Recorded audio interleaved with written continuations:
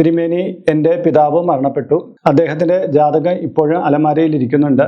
ഈ അടുത്ത കാലത്ത് എൻ്റെ ഒരു അമ്മാവൻ പറയുന്നു മരിച്ചുപോയവരുടെ ജാതകം വച്ചിരുന്നുകൂടാ, അതുകൊണ്ട് ദോഷമുണ്ടായി വരുമെന്ന്.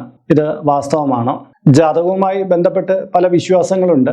അതിൽ പ്രധാനപ്പെട്ട ഒരു കാര്യമാണ് മരിച്ചുപോയ കുഞ്ഞിൻ്റെ ജാതകം നോക്കരുത്, ചത്ത കുട്ടിയുടെ ജാതകം നോക്കരുത് എന്ന് കേട്ടിട്ടുണ്ടോ? അതായത് മരിച്ചുപോയ ഒരു വ്യക്തിയുടെ ജാതകം പിന്നീട് പരിശോധിക്കരുത് എന്നുള്ളതാണ്.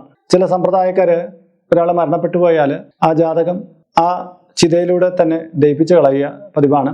ചിലരാകട്ടെ 41-ന് അവരുടെ ജാതകം കടലിലോ പുഴയിലോ നിമജ്ജനം ചെയ്ത് കളയുന്നുണ്ട്. ഈ രണ്ട് രീതിയിൽ ചെയ്യപ്പെടുന്നുണ്ട്. ജാതകം സൂക്ഷിച്ച് വയ്ക്കാറില്ല എന്നുള്ളതാണ് വാസ്തവം. മരിച്ചുപോയവരുടെ ജാതകം പിന്നീട് അതിൻ്റെ ആവശ്യമില്ല. കാര്യം ഒരാൾ ജനിച്ചപ്പോൾ ജന്മ നക്ഷത്രമുണ്ട്, പിന്നെ ആ മരണത്തോടു കൂടി ആ നക്ഷത്രം പിന്നീട് ഒന്നിനും കാര്യമില്ല, ജീവിതം തീർന്നു കഴിഞ്ഞു, പിന്നെ ആ ജാതകത്തിന് പ്രസക്തിയില്ല, അത് മാറ്റുകയാണ് ചെയ്യുന്നത്. പിന്നീട് മരിച്ച ദിവസത്തെ തിഥിയോ നക്ഷത്രമാണ് പ്രാധാന്യം കൊടുക്കുന്നത്. അതുകൊണ്ട് തന്നെ ഇതിലെ ഗുണദോഷങ്ങൾ ചിന്തിക്കേണ്ട. കയ്യിലിരിക്കുന്ന ജാതകത്തെ നിമജ്ജനം ഒഴുക്കുവെള്ളത്തിൽ ഒഴുക്കി വിടുകയായിരിക്കും നല്ലത്. കാര്യം അതാണ് എൻ്റെ വിധി.